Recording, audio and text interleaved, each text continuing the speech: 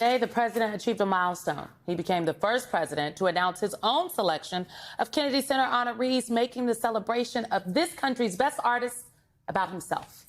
Trump will also be the first president to host the ceremony after appointing himself the center's chairman earlier this year. None of this is normal. None of it. It's all actually crazy. Yet, much of the news media has bought into Donald Trump's takeover, going along for the ride. Look at the headlines.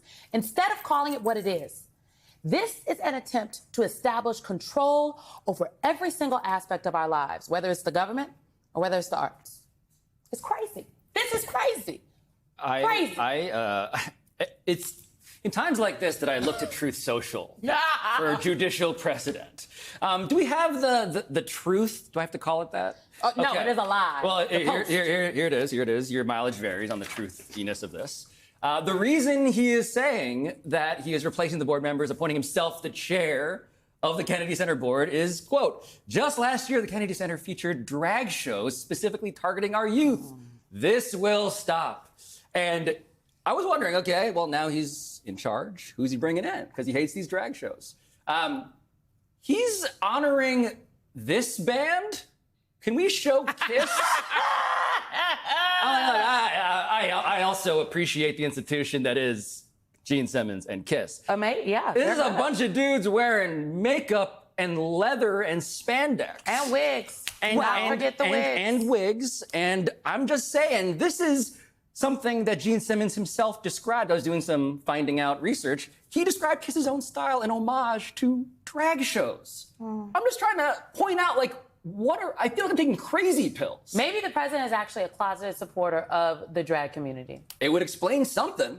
Well, I think part of it was, in his own words, he had to turn down a lot of wokesters as honorees. Take a listen. How involved were you in the selection process of these honorees? I would say I was about 98% involved. No, they all went through me. I turned down plenty. They were too woke. I had a couple of wokesters. Okay, so one fact check here, just Tom Cruise was offered the honors but declined due to scheduling conflicts.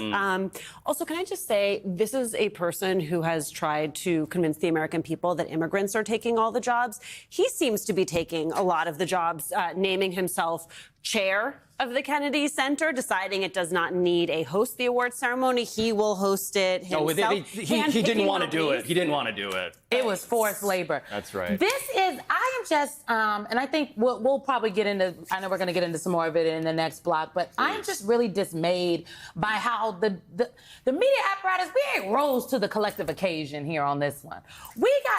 It's crazy, but it's intentional. And they're doing it because you take a hold of the culture, because then you can control what is popular, what is real, what is inspirational or not.